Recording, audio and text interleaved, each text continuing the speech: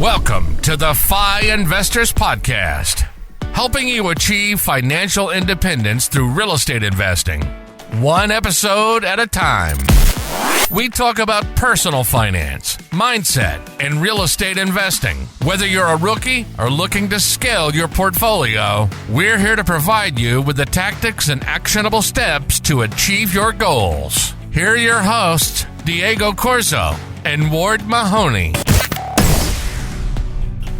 Hello, and welcome to the FI Investors Podcast. Today we have an amazing guest, Larisa Olteanu. She goes by Larry. She is the author of Destined for Wealth. And this is going to be an amazing podcast. You're going to hear a little bit about her journey of coming to the U.S., working in corporate America, getting into real estate, and it's going to be a great conversation on wealth building and what happens when you put in your effort in creating your purpose and building wealth. We have an amazing conversation on that, on her journey, which I know you're going to love. So before we get to the podcast, to the interview, I want to share a little bit about the FI Investors, because if you are here for the first time listening, or maybe for multiple times, I want you to do me one favor. Please leave a comment or a review on this episode. Leave a comment on the YouTube video if you're watching on YouTube. If you are on a podcast, on Spotify, Apple Podcasts, whatever, leave a review. It will help us a lot. And share this with a friend, because we are here to make an impact, to help other people create wealth through real estate and become a financial independent investor. So, without further ado, let's get to the podcast and learn from Larry. Hey, Larry, how are you? Welcome to the FI Investors Podcast. Hi, Diego. Thank you for having me. Really excited to be here. Yes. I know that our friend Lore Padilla introduced us. She said great things about you. And on this episode, I want to hear a little bit about your story, because I know you're an author. You have an incredible immigrant story as well. And I would love to see what your empire, everything that you're working looks like now. And then I want to take us backwards to learn more about you and how you got started. Yeah, so I'm really excited that Lori introduced us. It's so awesome to connect to immigrants that have walked the immigrant path here on this podcast. So hopefully this will be super helpful for those that are listening and watching. As of today, I'm an investor in over 280 rental doors. That is a combination of apartments and single family homes. I have done a ton of real estate transactions, starting from rentals to flipping to wholesaling. It's been quite a journey. I also have a solid stock market portfolio. And yeah, I speak better English than I did when I came, because I had no knowledge of English. Yes. And so all of that real estate portfolio, that's incredible. And when did you publish your book? Yes, so I became a Wall Street Journal bestselling author last year. That Okay, was congrats. an incredible experience for two reasons. One is the fact that I was featured on the NASDAQ billboard, got to go to New York, and all of that stuff that I've never dreamed I will experience. But then the second and most important reason why this was a very exciting experience is because I can have and do have a direct impact on people's lives through two different avenues. One is the people that actually read the book, which is called Destined for Wealth, Master the Art of Prosperous Life. And it's a step-by-step guide. So if you are kind of wandering yourself through books, I'm like, man, there's a lot of theory and a lot of things, not how to do, but what to do. And you're looking for the how step by step, then this will be your guide. But the second piece, 90% of the profits from this book is going to children that are either in foster care or orphanages, because they stay in those places for 18 years. Not only we are not taught in school financial literacy, but imagine them, like they're so far from that. And then once Hmm. 18 comes, they're like, okay, this is the world is your oyster. Good luck. So having impact in people's lives, and also you guys, those who get the book, know that you have an impact in those children's lives. Kind of really makes it an incredible, incredible asset for everyone. Yeah, no, that's really good, and all of that makes sense, especially the importance of financial literacy at a young age. It can make all of those decisions, right? So that they make wise decisions for the long term rather than just doing them just because that's all they know. And since that's one of those things that they don't even teach in school, on regular school, imagine, yeah. But so it's really nice that you're able to help out all of those kids and create an impact in their lives for their future. Yeah, So and you guys are part of it. Anyone who buys the book, all 90% of that is going to those children. So it's as much of an impact that the book has as you guys have in the lives of those children. You might not never see them again, but one of them mhm. could be a president, or it Yeah, could be your next door neighbor. You just never know how life is, and just helping without knowing who the person is adds a little more faith and more participation, I feel like, in the outreach for yeah. people's lives. Yeah, no, for sure. And one thing in that you mentioned, at least from the title of your book, Destined for Wealth, it's one of those things. So the podcast is called the FI Investors Podcast. It's also a mastermind group and all of that stuff for real estate investors. But the reason why we called it the FI Investors is because we want to help people, like what happens when they become financially independent, right? So financially independent investors. That is the goal, and not just what happens once you get there, but what happens afterwards, because that's where the real, like, as they're building wealth, you get different questions that you ask yourself as you're building that wealth. And it's really cool that your book, basically, as you mentioned, gets you, like, walks you step by step. So it's all combined, so that's really good. Yeah, and Yeah. it's interesting because in the walk of building wealth, and I genuinely believe that everyone is destined for wealth. It's a matter of us taking the torch and actually walking that path and becoming the best version of ourselves in terms of as a person and then in terms of wealth accumulation. Now, there's different things that come into play when we're talking about FI, right? There's the path where we are in a phase of accumulating the wealth. And then once you become financially independent is how do you preserve and then how you continue compound that wealth in a wise way. So then you can pass it on to generation.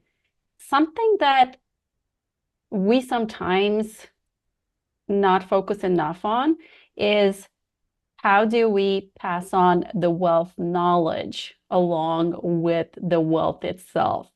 Because Mm, we know the statistics that 70% of wealth gets lost in the second generation and 90% in the third generation.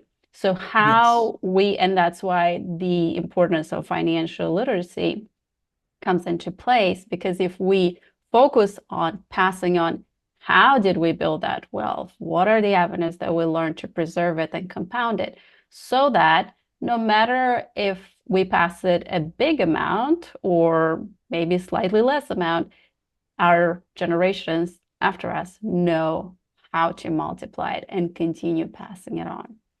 Yeah, that is one of those things that I have a mentor that I heard once say, when, like, as you're building wealth, you have to pass that on to you will pass that on to your kids. And the question becomes, how do you raise your kids so that they can carry the burden of the wealth? Because, and it's interesting that they use that word, because they had, like, so that their backs are strong enough, again, to carry the burden of their wealth. Because if not, in the future, they're gonna make not so smart decisions. They might feel entitled. They might not know they might think, oh my gosh, I'm just gonna go and have fun, and not let it continue to compound. And that's one of those things that is very important to pass that on, that information. In so all of those things, and you mentioned three things. There was accumulation, the stage of accumulation. The other one is like reaching that level and then compounding. Can you say those again? Yeah, so it's wealth accumulation, wealth preservation, and continued growth through compounding it. Perfect. Perfect. And what are those, if you can walk us a little bit through that, like at what point do you know when you're ready for the next milestone? So for every person, it's actually different. And that's why sitting down and taking time to write down your goals and understand where you at financially now and what do you need to achieve that financial independence. So there's different levels, right? Because you can achieve financial independence, and that would mean for you, hey, I am covered in terms of all my bills are paid, and I'm happy with that. Now, of course, I pretty much assume that anyone here striking to achieve that FI, it's not here to just, hey, my bills are all paid and I'm good, right? We strive for better life, for more impact together, you and I, Diego, and the listeners. That's my assumption. If not, y'all comment below and tell me that, hey, that's not me. But that's kind of like the first step of financial independence. And then you have the second, and different people call it different ways, right? So financial independence, financial vitality is when you have covered all your bills and then some, and then you have complete financial freedom where if you want a boat and if you want a mega house, then all of that is covered and you can take X amount of trips, whatever you want around the world. So it starts with setting the goals and the life that you really want to live. And then that will dictate, okay, that's the goal that I set up. I have achieved that goal. All of this is covered. Now I am going into preservation mode, making sure that I am making a little bit tighter decisions. So when you're in wealth accumulation, you're going to take more risks, right? But if you're now in wealth preservation, that'll be less risk taking because you're preserving. Now, that doesn't mean no risk at all, because anything in life is a risk, right? I often say, if you drive a car, you take less risk than someone who drives a motorcycle, right? So anything in life is risk. And then you go into growth for the next generation. So what else? What are the investments? How do I compound and help my generations, current and future, understand that part and all of the other parts to continue growing this and passing this on?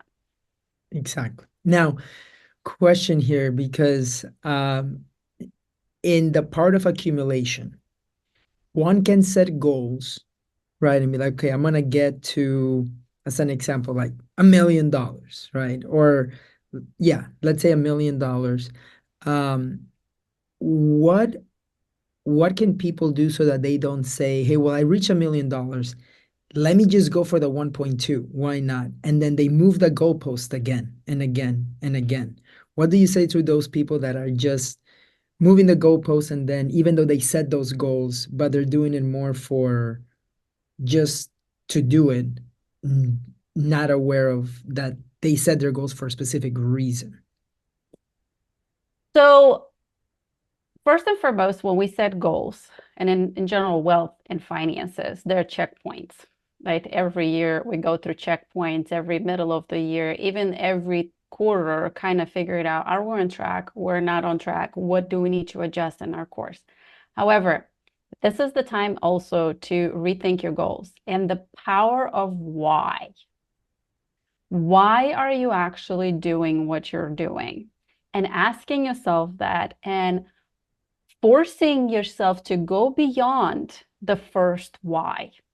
Ask yourself up to 7 layers deep of why, and then connect that to your goal.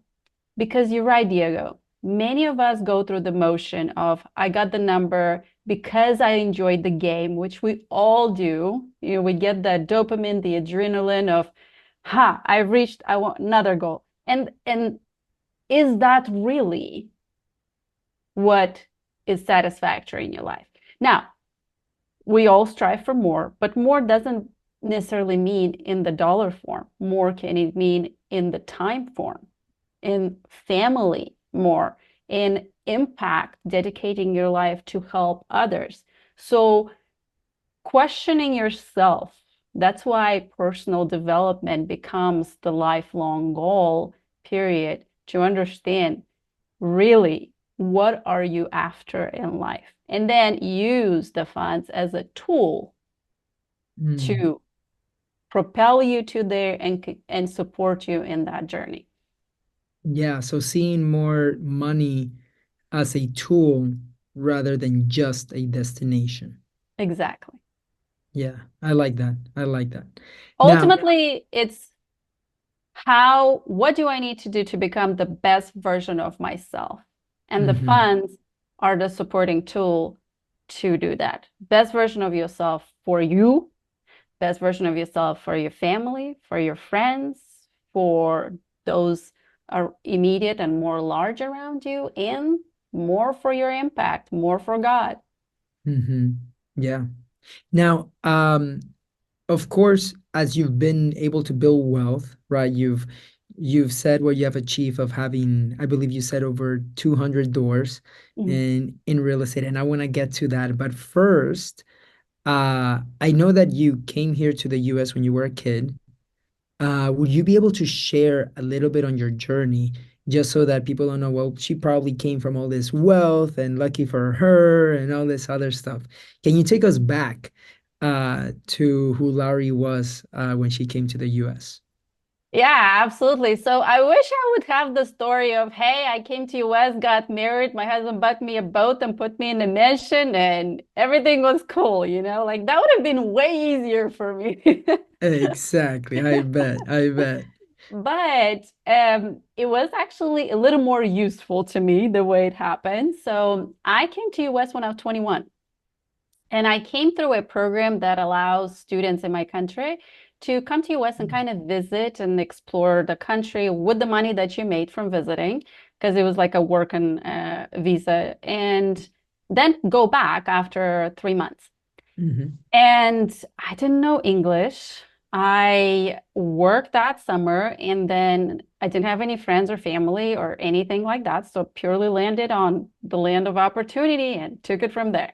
So I worked the whole summer. I returned all the money that I borrowed because I borrowed money to come to the US.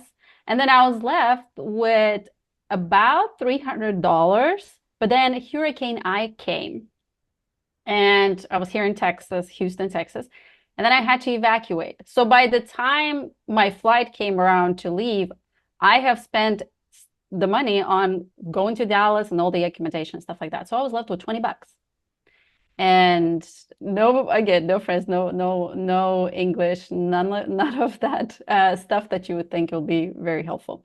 But I did meet an awesome person, which it is eventually became my husband, who kind of guided me through the process of, hey, it's gonna be okay. So my first job was a server, and that's what I used to finance my schooling. So I went to get a finance degree and then was very, very motivated to get a job with the top oil and gas company. So I got on board with ExxonMobil and then got man, I prepped for that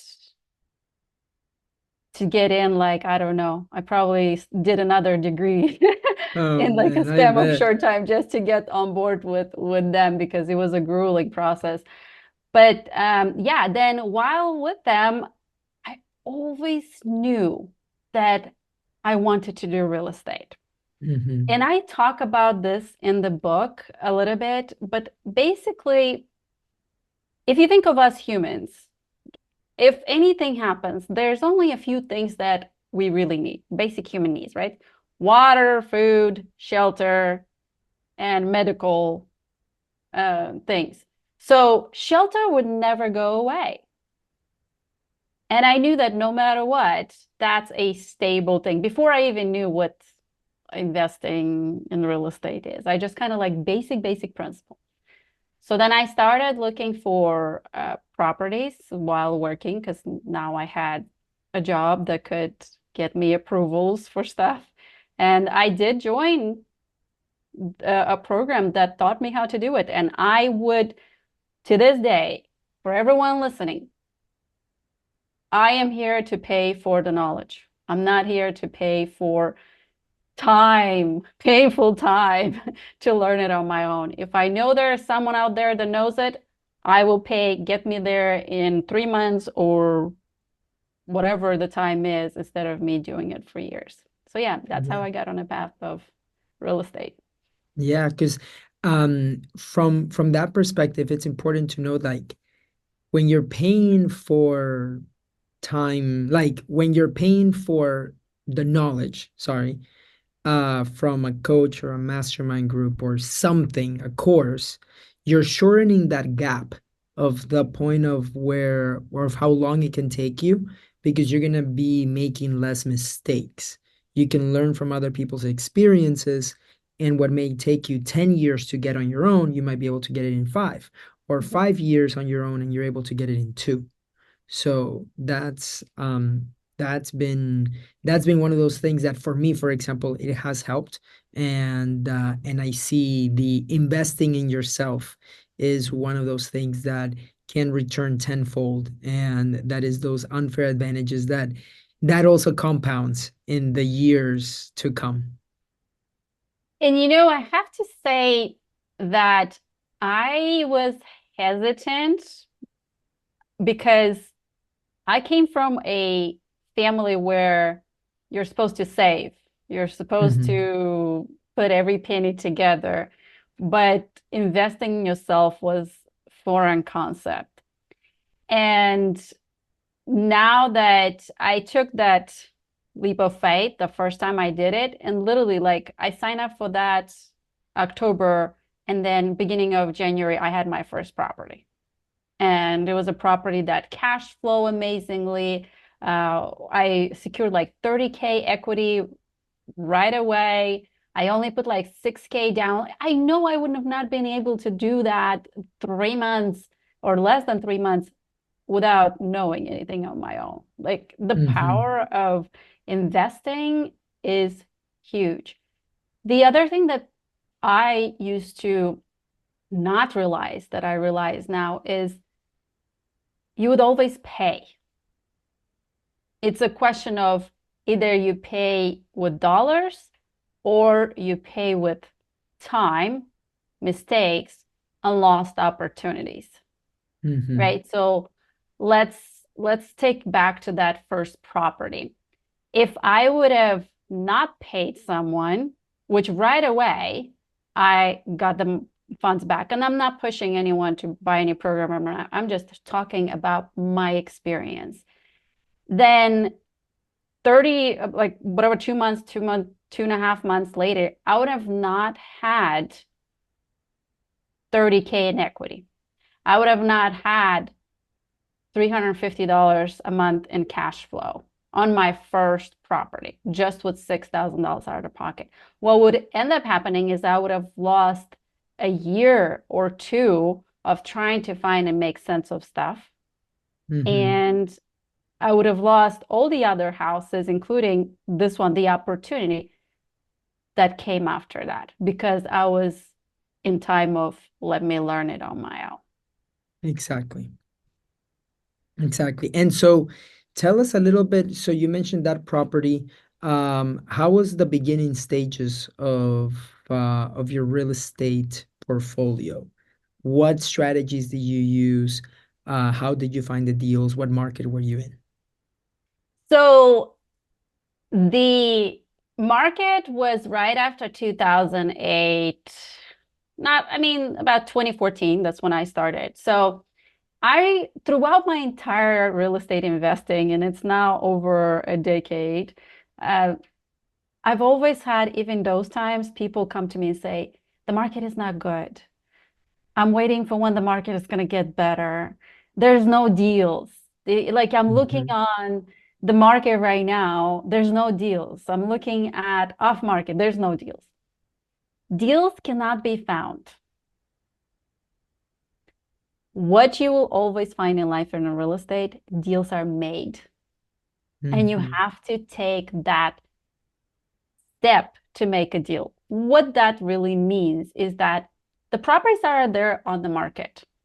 They are. You just have to put a little bit of more elbow grease and go out and look at these properties. Run your numbers. Be very, very, I'm a big proponent of run your numbers and take the emotions out of the transaction. If you make an educated decision, then you feel way more at peace.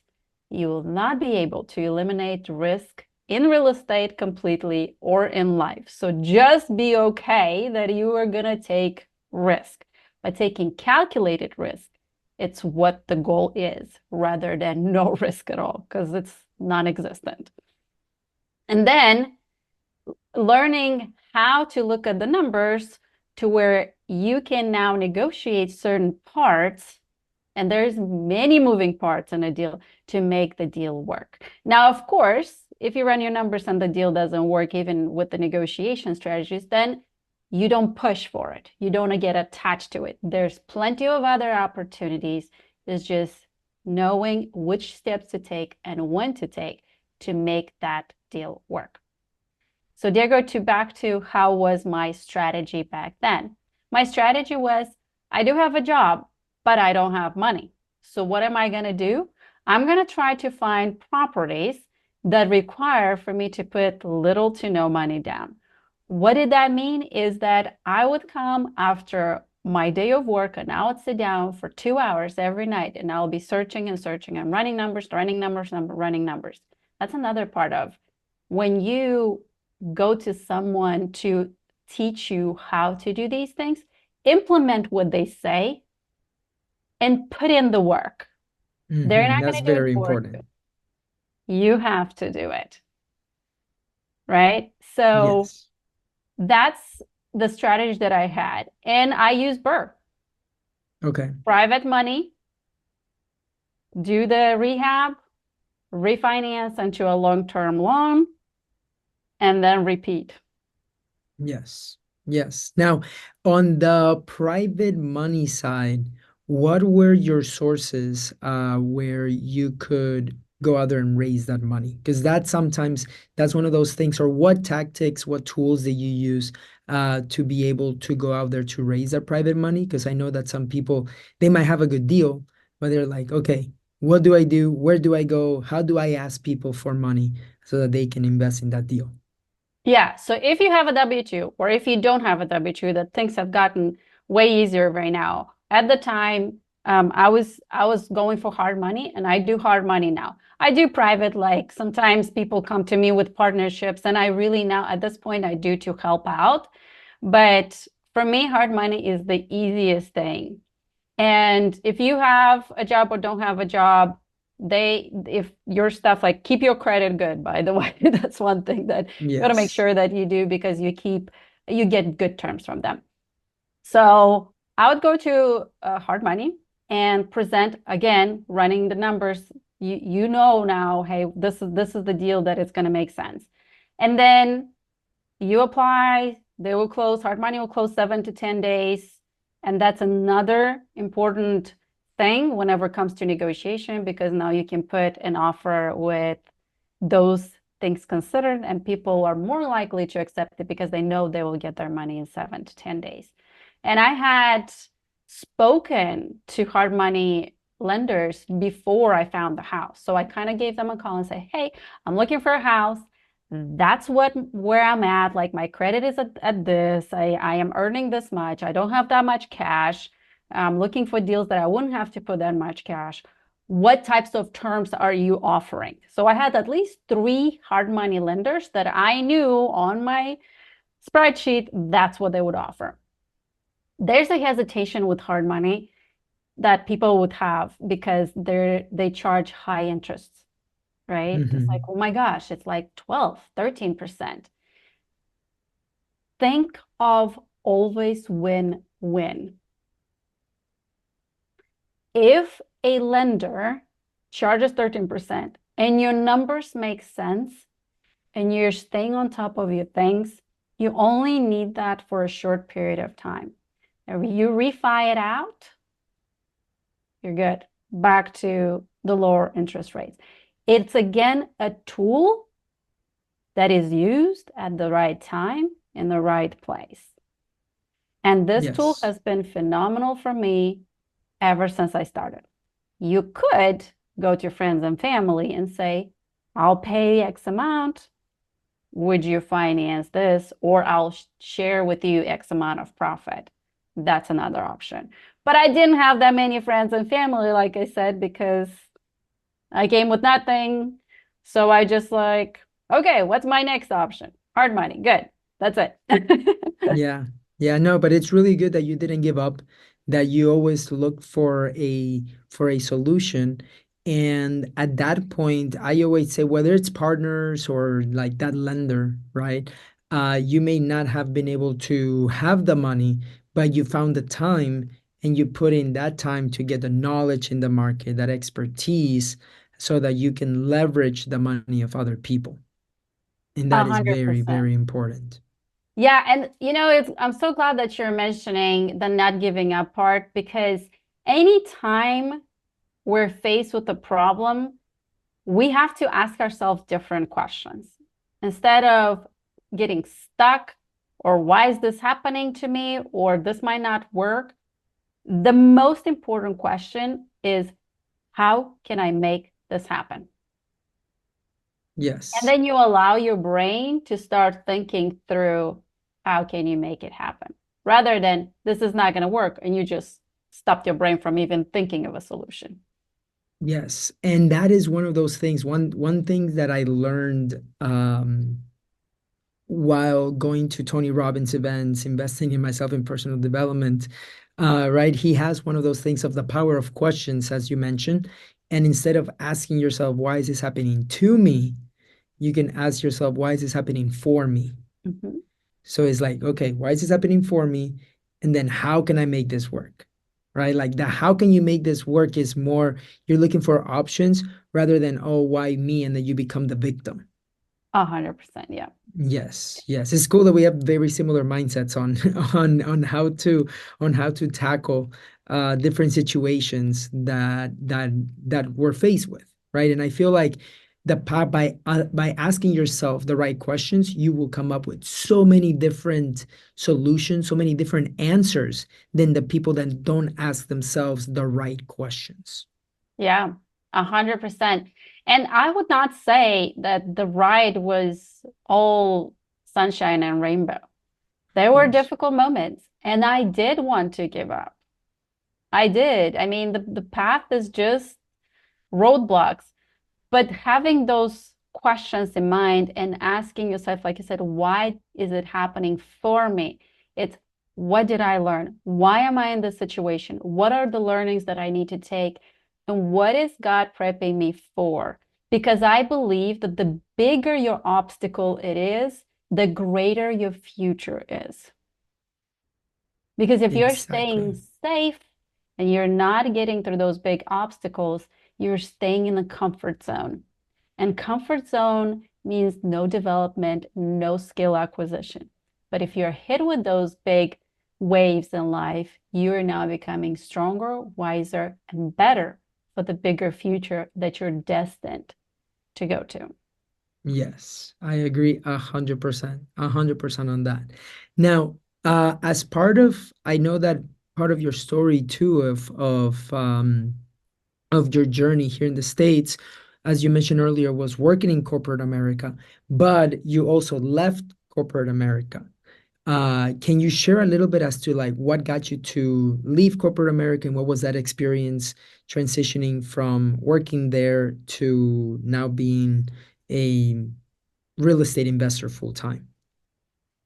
Yeah, so like many of us, I was raised with the whole idea of get good grades, go to college, get a degree, get a job, and you will be all set and great. And then I had a blast at Exxon, and I have acquired so many skills and so many things that I'm very thankful for to them. And at the same time, when I became a parent, and actually before becoming a parent, I was thinking, man, this is going to be 65 years of this.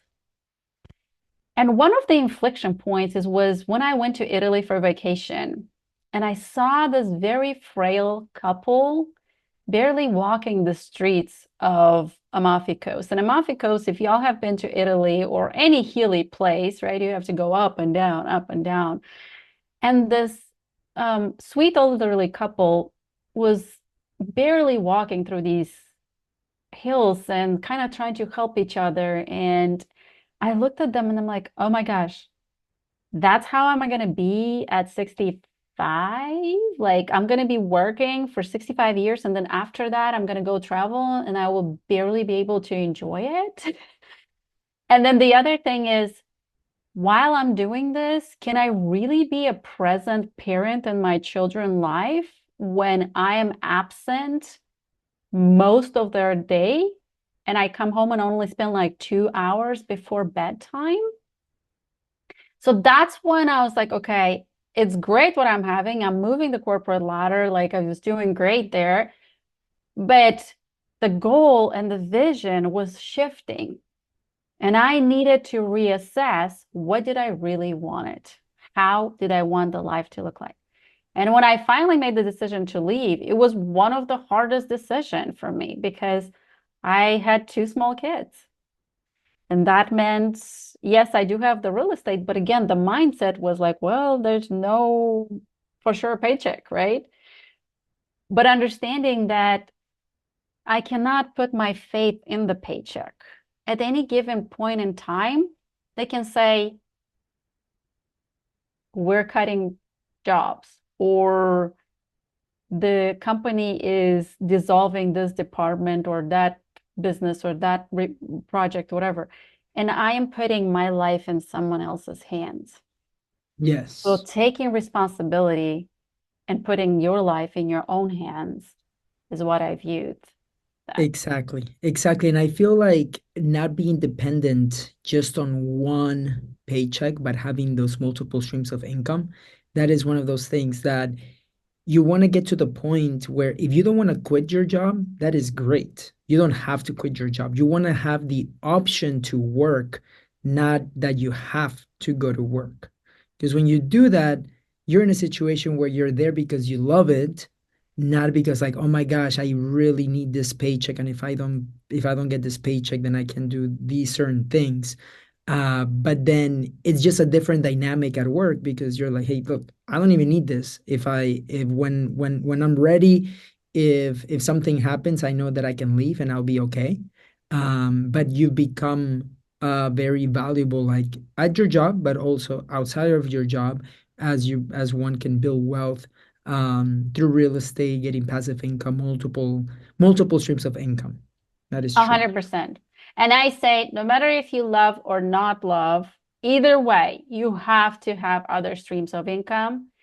And of course, my favorite, and I believe wholeheartedly in it, that income producing assets is absolutely a must, Mhm. especially when it's tied to a very basic need that we humans have.